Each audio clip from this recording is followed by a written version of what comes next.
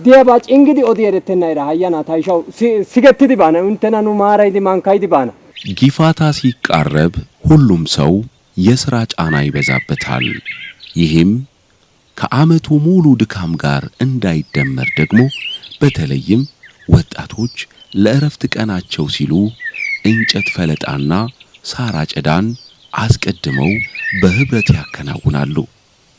ይህ ለጊፋታ ከሚደረጉ የቅድመ ዝግጅት ተግባራት መካከል የሚጠቀስ ነው። እንጨት ቀድሞ ነው የሚፈልጡት። እንጨት የሚፈልጡት ይሰፈር ያሉ ወጣቶች ናቸው። አንዱ ያንደኛውን አንዱ ሌላኛውን ዛሬ የዚህ ቤት ልጅ ተራ ከሆነ ነገ ደግሞ የዛኛው ቤት ልጅ ተራ ነው። የወጣቶች ተግባር ነው። ምናልባት ያልደረሰ ልጅ ያላደረሰ አባወራ ከሆነ ግን ራሱ ነው ይፈልጣል። ሳርም ራሱ ነው የሚያጭደው ብያለሁ ቀደም።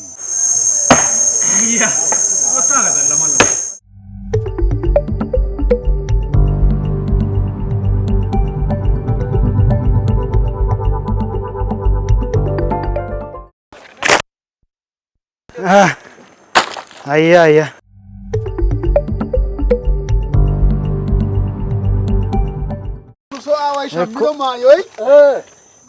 ነተናይ ቃቃቶ ጊዮገየ አይበሎኢ ኦሌራ ሀዲያራና አሻሚሮገ አዋኖ ዘምፒሳ ሱረ ዘምፒ 15 ቀን ግፋታ በጣም እየቀረበ ሲሄድ የ15 ቀን የዝግጅት ጊዜያቶች አሉ። ከዛ በኋላ ደግሞ 15 ቀን የማዝናኛ ጊዜ አለ። ስራ አይሰራም። ከዚህ የተነሳ ምንድነው ወጣት ወንዶች ምን ያረጋሉ? ለነኛ ቀናቶች የሚበቃ ሳር ቀድሞ ያጭዳሉ። ሳር በጣም በዓሉ ሲቀርብ ነው ሳር ማጨድ የሚጀምሩት። የተወሰኑ ቀናቶች ሲቀሩ ምክንያቱም ደርቆ ምን ብሎም እንዳይበላሽ እንሰት ስር ያረጋሉ። እንሰቶች ያስቀምጣሉ። በአሞሌም ለውሶ ያስቀምጣሉ። ከዛ ትንሽ ደረቅ ቢልም ከብቶቹ ደስ ያላቸው ያ ጊዜ እስከሚያልፍ ድረስ ከብቶቹ ያንን ሳር እንዲበሉ ይደረጋል። አቲ ጉየዋኔ አትደቱ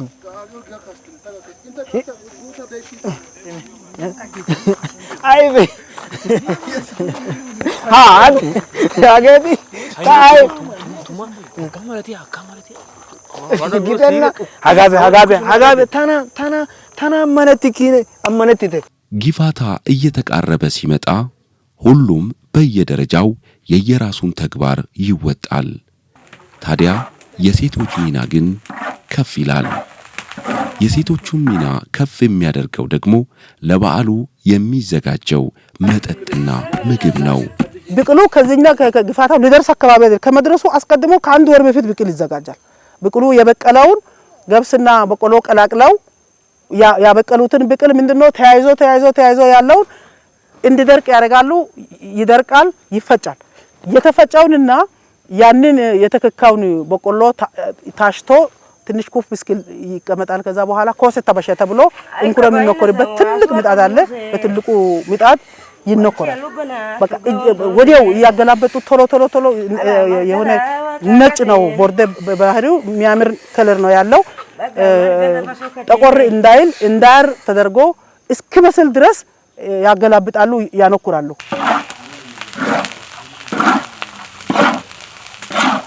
ከዛ በኋላ የተነኮረውን ምንድነው የሚያደርጉት? የተነኮረውን አምጥቶ ቀዝቀዝ እንድል ቅጠል ላይ ብትናርገው በጣም እንደዚህ አርገው ያስቀምጣሉ። ያስቀምጡትን ደግሞ ምንድነው የሚያደርጉት? ያሻሉ። ሱላ ነው። ሱላ የሚባለው እሱ ነው። ይታሻል። ትልቅ እንስራ ይጣዳል። በተጣዳው ላይ ውሃ ከስር ይጨምሩና ከዛ በኋላ በደንብ እስኪበስል ድረስ እሳት ይነዳል። በጣም ስብሎ እንስራው እንደዚህ ሽክ አድርገው ያስቀምጡት ያበስለዋል። ያንን የበሰለውን ምንድነው የሚያደርጉት? ያወጣሉ። ካወጡ በኋላ ያ እንደገና ይበተናል፣ እንዲቀዘቅዝ ይደረጋል። ቅድም ተዘጋጅቶ ተስተካክሎ ከተቀመጠው ብቅል ጋር ይዘጋጅና እንስራ ውስጥ ይጨመራል። እንስራ ውስጥ ጨምሮ የተወሰነ ውሃ ይጨመርና እንስራ ውስጥ ባታ ይባላል። እዛ ውስጥ ይቀመጣል። ከዛ እህሉም በመጠን ነው፣ ብቅሉም በመጠን ነው፣ ውሃውም በመጠን ነው። ከመጠን ውጭ የሆነ ነገር አይደለም። ለክቶ ያውቃሉ። ይሄንን ገምተው ነው የሚያውቁት። አይ ከባይነሰ ዋሱ አጥሉስ ለመጣው ሰው ሁሉ ይሰጣል። አያልቅም፣ ያልቃል ተብሎ ስጋት የለም። ለዚህ ነው ጎዳሲ ጎሰን ጎዳላገሲ ጎሰን ጎይሳሎ ማከሲ ጎሰን ኤራው ኤረን ነው ቡሊያራ የዚን ውረና ግፋታ ፓርሶ የሚባለው በገፍ የተሰራ ስለሆነ የመጣውም ሰው ይቀምሳል።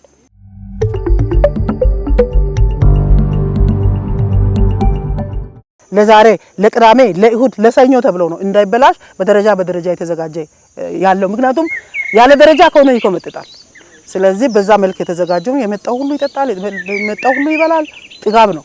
የወላይታ ቁርጥ ስጋ ማጣፈጫና መለያው የሆነው የዳታ በርበሬ ለጊፋታ ተብሎ በልዩ ጥንቃቄ በየአይነቱ ይዘጋጃል። ይህም የሚዘጋጀው በዚሁ ሳምንት ነው። ግን በርበሬው ተለንቅጦ ተዘጋጅቶ የሚዘጋጀው መቼ ነው? ከሳምንት ቀድሞ ነው። ምክንያቱም ነጭ ሽንኩርት ተልጦ ዝንጅብል ተፈቅቶ ተዘጋጅቶ ከዛ ቀደም ሲል ነው የሚለነቀጠው ተለንቅጦ ማቃጠሉንም ሁሉ ይቀንሳል ብለው ስለሚያስቡ ማለት ነው። ዳታው እንደተለነቀጠ ሲበላና ትንሽ ከ3-4 ቀን ካለፈ በኋላ ሲበላ የተለያየ ጣዕሙ ከማቃጠል ትንሽ ወረድ ያለና የሚጣፍጥ ይሆናል።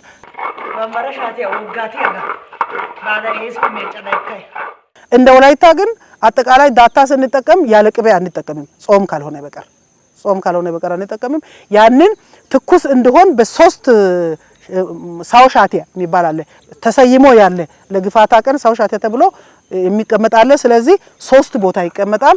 በመደዳ 3 ሲሆን ወደ 6 ሻቴ የሚሆን ወይ ወጭት የሚሆን ነው የሚቀመጠው። ምክንያቱም በረጅም ቅጠል ተጥሎ ስላለ እዛ አንድ እዚህ አንድ እዛ አንድ ሁለት አይነት 3 አይነቱን እዛ ጋር 3 አይነቱን እዚህ ጋር 3 አይነቱን እዚህ ያስቀምጣሉ።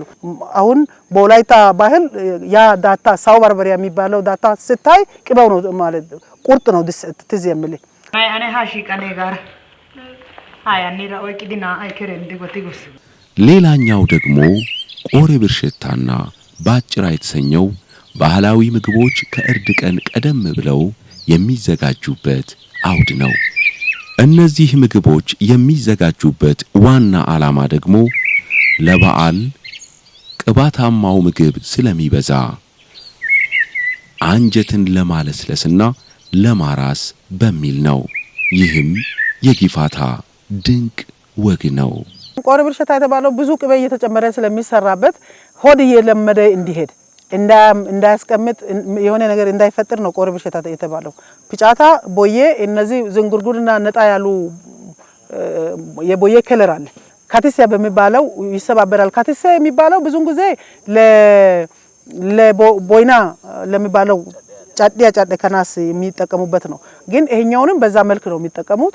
አለበለዚያ በሚል ድንጋይ ይሄ ዳታ በሚለነቀጥበት ድንጋይ ላይም ከላይ ባለው በመጁ እየቀጠቀጡ ሊሰብሩት ይችላሉ። ለባጭራ ያንን የጎደታ ኡንጫ የሚባለው ይነፋል። የኡንጫ ዘዘር የሚባል አለ የቆጮ የሚነፋበት ሰፋ የሚል ወንፊት አለና በሱ መጀመሪያ በደንብ ይታሻል። ከታሸ በኋላ ሰፌድ ላይ ቅጠል ያስቀምጡና ይመታል፣ ይነፋል። ከዛ በኋላ የተነፋው ደግሞ ምንድነው የሚሆነው? አዲስ ምጣድ በደንብ ይጠረጋል። ከዛ በኋላ ይነኮራል።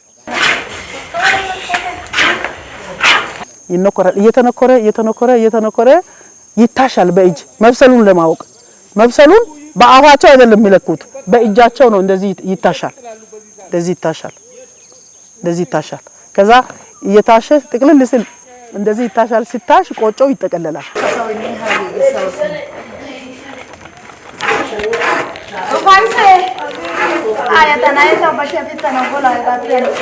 ቆጮ በእጅ የሚጠቀለል ከሆነ መብሰሉን ያረጋግጡና ቁመከሪ የሚባል ትልቅ ሰታቴ አለ። ድስት አይነት ሆኖ ትልቅ አለ። በሱ ላይ እየተነኮረ ወደዚህ ይገለበጣል። ከዛ በኋላ አሬራ ወተት ይርከፈከፍበታል።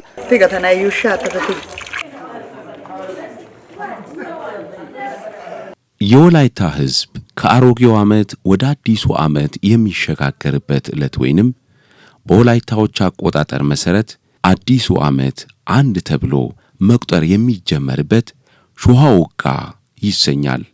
ትርጉሙም የእርድ እሁድ እንደማለት ነው። ታዲያ በዚህ ዕለት በርካታ ዝግጅቶች በባህሉ መሰረት ይከናወናሉ።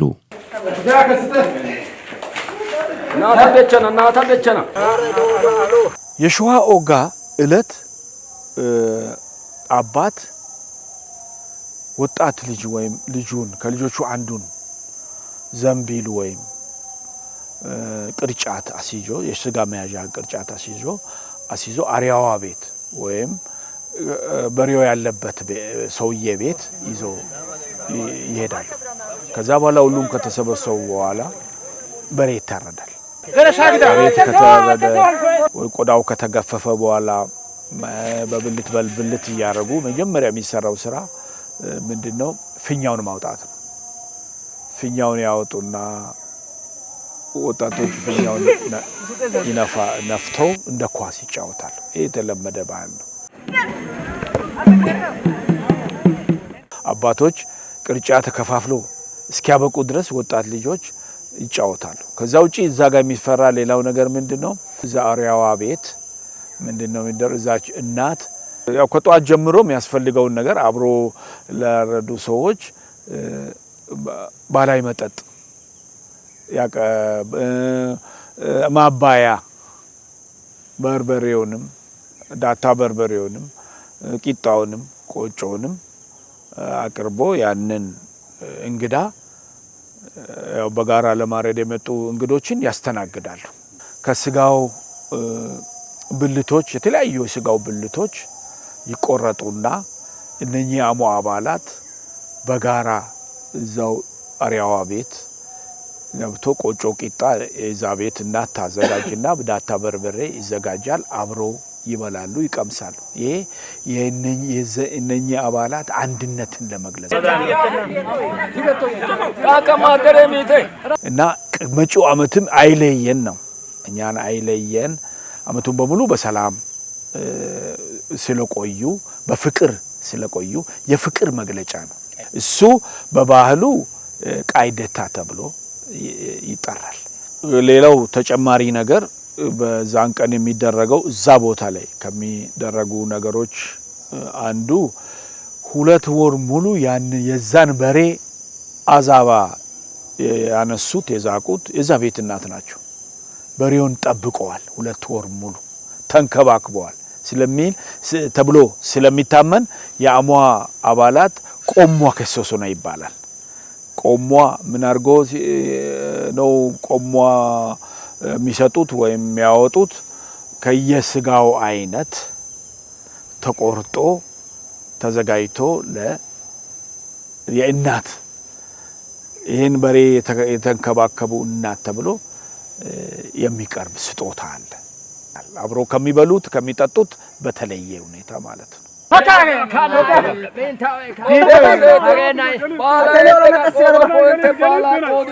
ከዛ ያው ስጋ ተከፋፍለው ቆዳው ላይ ቅድም ያልኩትን ቁጠባ አድርገው በቅርጫት ልጆችን አሸክመው ወደ ቤት ይሄዳሉ።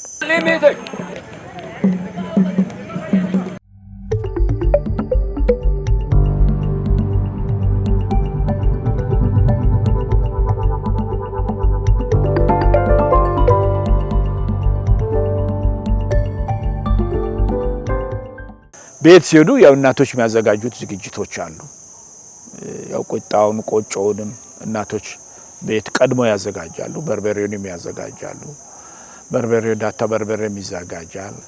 ኤርጊያ የሚባል ኮባ ምንም ያልተበሳሳ ኮባ ያመጡና መሬት ላይ ያነጥፋሉ። ዙሪያው ላይ ሽዳ ባህላዊ መቀመጫ ይደረጋል። ከዛ ከስጋው ከየብልቱ እየቆረጡ እዛው ያስቀምጣሉ። ከዛ ዳታ በርበሬው ደግሞ በወጪት ሆኖ እዛ መሃል ላይ ይቀመጣል። ከዛ አባት ከዓመት ዓመት በሰላም ላደረሰ አምላክ ምስጋና አቅርቦ ስጋውን ቆርጦ መጀመሪያ እናትን ያጎርሳሉ። ከዛ በኋላ በየተራ ቤት ውስጥ ያሉ ልጆቻቸውን ያጎርሳሉ።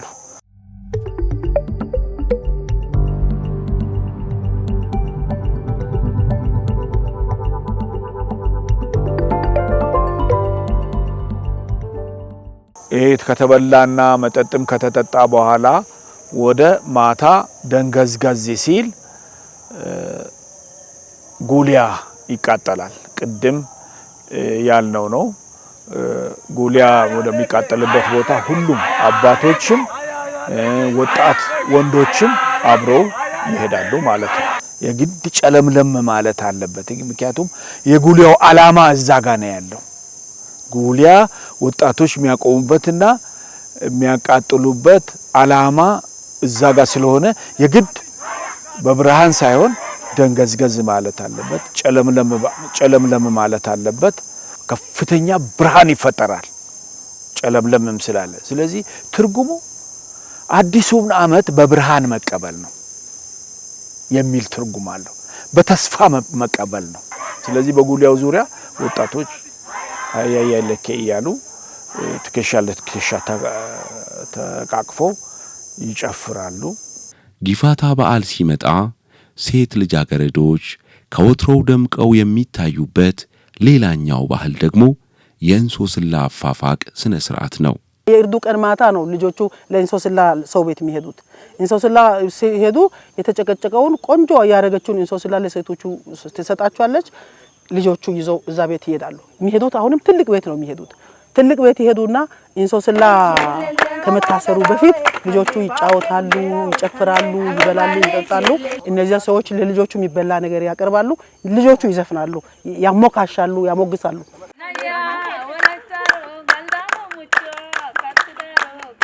ከዛ በኋላ ወደ ማታ እጃቸውን ሲያጨበጭቡ ሲሰሩ የሰራች ሴት ልጅ ነው እንሶስላ የሚይዘው።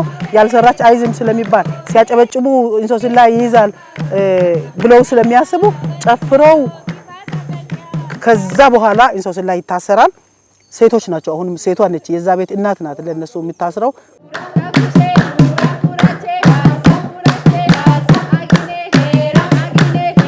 በኋላ ሌሊት 11 ሰዓት አካባቢ እንሶስላው ከእጃቸው ይፈታል። ከተፈታ በኋላ አሁንም ይጫወታሉ። አሁንም ሴቶች አሁን ቅቤ ይሰጣል። እሳትን እየነደደ ያለ በተሰጠው ቅቤ እየታሹ እሳት እያሞቁ፣ ምክንያቱም ደንዝዘው ነው ያደረው ያንን ቀዝቃዛውን እንሶስላ ስላሰሩ። ከዛ በኋላ ጧትም ይጫወታሉ። ታኩሼ ኩላ ኩርቹቼ ኩራቼ ዋሳ ደንቴቴ አግኔ ጤራ ምንጥቴ ብለው የሚጫወቱት ከእርዱ ማግስት እንሶስላ ከተጨሉ በኋላ ነው።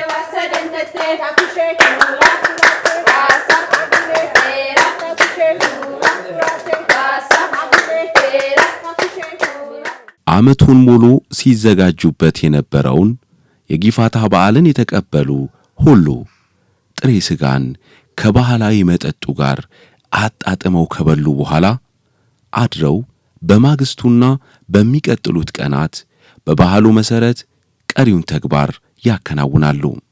ከዛ በኋላ ሁሉም ወደ ቤቱ ይሄዳል። ወደ ቤቱ ይሄድና ያው ረፍት ያደርጋል፣ ይተኛል። ከዛ ጧት ሰኞ ነው ታማሳጋ ይላሉ። በእኛ ያው ታማሰኞ ማለት ነው። በሌላ ቋንቋ ታማሰኞ ማለት የእሳት ሰኞ ማለት ነው።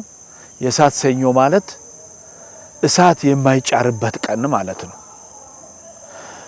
ማታ ጉሊያ በየቦታው ስለተቃጠለ በየቤቱም ስጋ እየተበላ ስለነበረ ማንም ሰው እሳት ለመጫር ጎረቤት አይሄድም በዛን ቀን። ስለዚህ እሳት የማይጫርበት ቀን ስለሆነ ነው ታማሰኞ ይባላል። በሌላ በኩል ደግሞ ታማሰኞ የተባለው ማታ ትላንት ጥሬ ስጋ ከተበላ በኋላ በነጋታው ሰኞ ደግሞ ያ ጥሬ ስጋ ተዘልዝሎ ቤት ውስጥም ሊሆን ይችላል፣ ቤት ደጅም ሊሆን ይችላል። እሳት ምድጃ ተዘጋጅቶ በምድጃው ግራና ቀኝ ባላ ያለው እንጨት ይደረግና በእንጨቱ ላይ በባላው ላይ ሌላ እንጨት ይደረብና ከሳት ይነዳል። እዛ ላይ ይጠበሳል። ወጣላ ብሎ ነው የሚጠሩት ስጋውን። በዛ እንጨት ላይ ወጣሎስ ነው የሚባለው። በወጣላ ይጠበሳል እና ቀኑ ሙሉ እሱ ይበላል፣ ይጠጣል፣ ይደሰታሉ፣ ይውላሉ። ይመሻል፣ ይነጋል። ማክሰኞ ነው የሚመጣው ማለት ነው። ጭሻ ገለሳ ነው የሚባለው። የጭሻ ቀን ነው የሚባለው በወላይትኛ ማክሰኞ እና ማክሰኞ ጭሻ ገለሳ ወይም የአበባ ማክሰኞ ነው የሚባለው። በወላይታ ባህል በአመት አንድ ጊዜ የአበባ ስጦታ የሚሰጥበት ስርዓት አለ። አማች ቤት የአበልጅ ቤት በጣም የቀረበ ጓደኛ ወይም ዘመድ ቤት ወጣቶች አበባ ይዞ ይሄዳሉ። የአበባ ስጦታ ያ አበባ ደግሞ በዛች ወቅት ብቻ ይፈካና ከዛ በኋላ አመቱን በሙሉ የማይታይ አበባ ነው። ይመጡና ለአባትና ለእናት አበባ ስጦታ ያቀርባሉ። አባት አበባውን ይወስድና ምሰሶ ላይ ያስራል።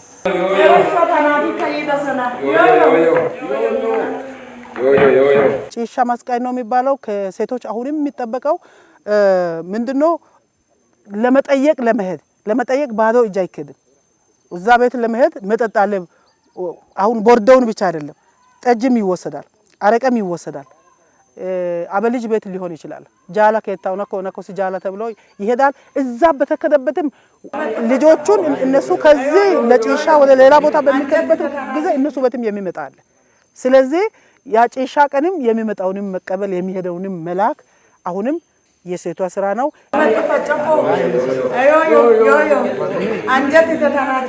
ከዛ ጥብስ ይበላል። ጥብስ ደግሞ ሊበላ እንዳሁኑ ከውሃ ጋር ከሽንኩርት ጋር ሳይሆን ይዘለዘልና ለመጡ ለጭሻ ለመጡ እንግዶች የተዘለዘለውን በትልቅ እንጨት ላይ ይቀመጥና የተዘለዘለውን ከዛ ቻቻቻቻ ይላል። ከዛ የሚወርደው የጮማው ፈሳሽ የራሱ እሳት ያነሳል። ከዛ ያንን የበላ ያንን የጠጣ ሰው ከአመት አመት በሰላም ያድርሰን አይለየን ብሎ ይመርቅና ይመለሳል። ግፋታ ላይታም ባላ ሰሮጋታ ጎዶ ሰሮጋቶ እንትና አሜን አሜን አሜን። ምሰሶ ትልቅ ነገር ነው የሚመሰለው በእኛ ባህል። አንተን ምሰሶ ያርግህ ይባላል። ትልቁን ማለት ነው። ትልቁን ገናናውን ማለት ነው። ስለዚህ ያመጡትን አበባ ምሰሶ ላይ ነው የሚያስሩት። ከዛ ባህላዊ ምግብ ይዘጋጃል። መጠጥም ይዘው ነው የሚመጡት። መጠጡንም አብሮ ጠጥተው ከዛ ጊፋታ እንተና ቆዶፖ እንተ ጊፋታ ቆዲቴ አባት እና እናት ይመርቋቸዋል። ሻኮፖ ቆሮፖ እንትና ግፋታ ላይታም ባላ ሰሮጋታ ጎዶ። ከዛ የነጋታው ሲነጋ የሚመጣው ሮብ ነው። ያ ሮብ ደግሞ ጋዜ ኦሮዋ ተብሎ ነው የሚጠራው። ጋዜ ኦሮዋ ማለት ታላቁ የጊፋታ ጨዋታ ጋዜ ጨዋታ የሚጀመርበት እለት ነው ማለት ነው። ወጣት ወንዶችና ወጣት ሴቶች በአንድ በታወቀ ሰው ደጃፍ ተሰብስበው ለሚቀጥሉት 2 ሳምንታት የጋዜ ጨዋታ ይጫወታሉ። ላነሳ ሴቶች ጋዜያን ለመሄድ ሎሚ አበሻ ሎሚ ያለ ይገዛል። ምርጥ ሎሚ ይገዛል። ያ ታስሮ በትልቅ ነገር ታስሮ ትልቋ ኮረዳ የደረሰች ከሆነ እንግዲህ ወንድ የምትመርጠውም የምታፈቅረውንም እዛ ላይ ነው ምልክት የምታደርገው። እንደምትወደውም እሱም ጥርጣሬ የሚያድረው ከዛ ጊዜ በኋላ ነው።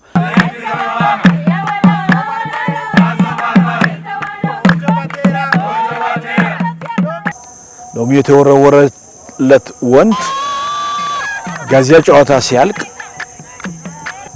በባህሉ መሰረት ሽማግሌ ልልኮ ሴቷን የማግባት ወይም ልጃገረዲቱን የማግባት እድልም አለ። ስለዚህ ጊፋታ ለሶስት ጉልቻ መሰረት የሚሆንበት በጋዜያ ጨዋታ አለ። ሴቶቹ ክብ ሰርተው ነው የሚጫወቱ። ክብ ሰርተው ይጫወታሉ። ወንዶቹ በዛ መሃል እዚህ አሁን ክብ ሰርተው በሚጫወቱበት ጊዜ ሎሚ እዚህ ጋር ነው ያለው። የሚመቻትን ጊዜ ትመርጥና ሰዓት ትመርጥና እሱ ባለህለለውን እየተጫወቱ በሚመጡበት ጊዜ ሴቶቹም ላሎ አኒ ካኢደናቶ ኤመረን ኤቂዳ ኤሾ ሄሾ ቡሉኮ ካይሶ ይላሉ። እዚያ ላይ ከሚደረጉ ነገሮች ሌላው ምንድነው? በሁለት ሴት ልጃገረዶች መካከል ጠንካራ ወዳጅነት ይፈጠራል። ይሄም ምንድነው የሚደረገው? አንድ ሎሚ ለሁለት በጥርሳቸው ይቆርጣሉ። ግማሹን አንዷ ትወስዳለች፣ ግማሹን ደግሞ ሌላኛዋ በጥርሷ ትወስዳለች። ያ ማለት ከፍተኛ የሆነ ምስጢር፣ ጠባቂነት፣ አንድነት፣ ፍቅር፣ ከማንም በላይ ወዳጅ ማለት ነው። ስለዚህ ከዛች ቀን ጀምሮ በስማቸው አይጠራሩ። እስኪሞቱ ድረስ ሎሜ ሎሜ የተባባሉ ይጠራራሉ። ከጊፋታ ዕለት ጀምሮ ባሉት 15 ተከታታይ ቀናት በገዚያ ጨዋታ ላይ ከርመው አንዱ ከአንዱ ጋር ፍቅርን ተጋርተው ካሳለፉ በኋላ ሁሉም ወደ ሥራ የሚገቡበት ይህ ደግሞ በበዓሉ ሳቢያ ስንፍናን የተላበሰውን ሰውነት በማጠንከር ወደ ሥራ መግባትን ለማብሰር የሚደረግ የጊፋታ የአሸኛኘት ስነ ስርዓት ነው። መጨረሻ ላይ የገዚያው መጨረሻ ጎሏ ይገታ ነው የሚሆነው። ከጎሏ ይመትገታ አንድ ቀን ቀደም ብሎ ደግሞ ያው አንድ ስርዓት አለ። ይሄም ሰው ሁሉ ምግብ አርዶ ጠግቦ በልቶ ማደር አለበት። በዛን ቀን ጠግቦ በልቶ ያላደረሰው አመቱን በሙሉ ይራባል የሚል እምነት አለ። ቶኪጤላ ይባላል። ያ ቶኪጤላ ምናልባት የዛን ቀን ቀለህ ከተገኘ በጣም ጠግበ መብላት አለበት የሚባል ያው የማህበረሰብ እምነት ነው። የመጨረሻ ቀን ነው የጊፋታ ወር። ጎሎ ይገታ ማለትም ይታረዳል። አቅም ያለው ሰው ያርዳል። አቅም የሌለው ሰው ቋንጣ አሁን ቅድም በተባለው በሚጥሚጣና በጨው የታሸውን ዝልዝሎ ከላይ እስከ ታች ገመድ እንዲታስሮ ማአት ቋንጣ ይሰራል። ከዛ በኋላ ያ ቋንጣው ተቀቅሎ አንደኛ ቋንጣው በሙቀጫም ተቀጥቅጦ እንደ ቆጮቆጮም ይሰራል። አንደኛው ደግሞ አጥንት ምናምን ያለበት ደግሞ ተለይቶ እንደ በጎመንም ይሰራል። ከዛ በኋላ ይሰራል፣ ይበላል። የመጨረሻ ነው። በነጋታው ያው ጎሏ ይገታል። ጎሏ ማለት ስንፍና ማለት ነው። ጎሏ ይገስ ማለት ስንፍናን ማባረር ነው። ከዚህ በኋላ ስራ ነው ማለት ነው። ሰው ለ15 ቀን ያህል ስራ ላይ አልነበረም። ስለዚህ በዚህ ምክንያት በሰው ስንፍና እንዳይገባ ይህን ስንፍና ማባረር አለብን ነው። ስለዚህ ምን ያደርጋሉ? የዛን ቀን ደንገዝገዝ ሲል ወደ ማታ ጎሏ ይገታ ቀን ይወጡና ከየቤቱ ሁሉም ጋር እንደዚህ በሶዶ ወላይታ ውስጥ እንዲህ ስታይ የሚወረወር እሳት አይነት ካለ ጎሎ ይገታ ጤፋ የሚባለው ለጎሎ ይገታ የሚወረወር እየነደደ ያለውን እንጨት ችቦን እየወረወሩ በሰላም ሄደ በሰላም ተመለስ። ከዚህ በኋላ የሥራ ወቅት ነው። ከነገ ጀምሮ ነው ኦሮፓ ሄቪንታይ ኦፊንታ ከዛ ጸደይ ይጀምራል። ስለዚህ ከዚህ በኋላ ያለው የጸደይ ጊዜ ነው፣ የሥራ ጊዜ ነው ብሎ በዛች ቀን የበዓሉን አጠቃላይ ማሳረጊያ ፋይል ዘግቶ ሰው ከነጋታው ጀምሮ ወደ ሥራ የሚሰማራ ይሆናል ማለት ነው። አዱሳካሪያ ዛባያለ ቆማዮ ካባይ መንጋጋው ዮ ሞዶ ጋግናው ዮ ኤሳዮ ትዲኪዮ ኤራይ ኡቲ ፍርዲዮ ኩዋይ ኩዋን ሹኪዮ ሳንጋይ ሶኒ ሶሪዮ ኤሳይ ሶአን ፓላዮ ጋና ወላይቶ ጊፋታ ዮዮ። ይህ ነው ጊፋታ። ጊፋታው ሰሮ ባለ ሰሮያ እውነት ነው። ያው በእሴቱን ስናይ ያለፈው ይሄ አሁን ተምረናል አውቀናል የሚባለው ነገር ባልመጣበት ነው ይሄ ሁሉ ሲሰራ እና ከትውልድ ወደ ትውልድ ሲተላለፍ የመጣውና መተማመን እርስ በርስ አንዱ አንዱን ማመን አንዱ አንዱን ማዳመጥ ማመን ያስፈልጋል። አሁን ቅቤውም እኮ እንደ ቁብ የቅቤ ቁብ እንግዲህ ሁሉም የየራሱን አቅም ያለውን ያዘጋጅቶ የቺን በእጅ ነው የሚለኩት። እሷን ለክተው ያ የሚደርስበት ተዘጋጅቶ የሚቀመጥበት ያንን ማጠናከር ቁጠባን ማጠናከር ድሮ አባቶች በዛ መልኩ ካስቀጠለ አሁን በኔ ትውልድ በኔ ኩያ ማን ነው ያንን ማድረግ የሚችለው? ማን ነው ያንን ማስቀጠል የሚችለው?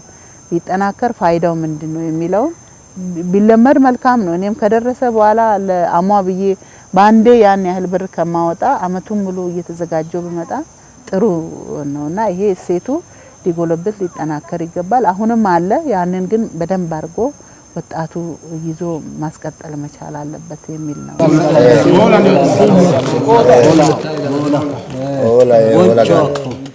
ይሄ አሁን ያለው ፋይዳው ኢኮኖሚካል ፋይዳው የማህበራዊ ፋይዳው የፖለቲካል ፋይዳው ለዓለም መታወቅ አለበት፣ መተላለፍ አለበት። እዚህ ብቻ መቅረት የለበትም።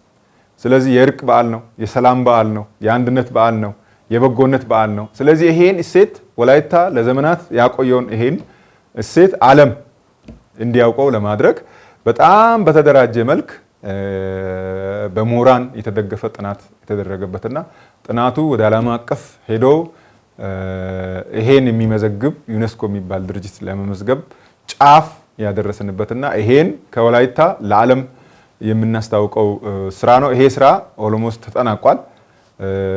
ቅርብ ጊዜ ውስጥ በዩኔስኮ ተመዝግቦ የዓለም ቅርስ ሆኖ የሚከበር በዓል ይሆናል ማለት ነው። Akoppo qoroppo intena gifata layttan baala saro gatta godu. Gifata yo olaw togiyo odolchay diyogaano ogiya togiyo giraacay diyogaano gifata yo Sakariya zabbayale qomayo kaabbay mangaaga umiyo modhoyo gaaginaw uyo eessayo tidikiyo eray utti firdiyo kuwan shukkiyo sangay sooni sooriyo eessay sowan palayo gaana walayto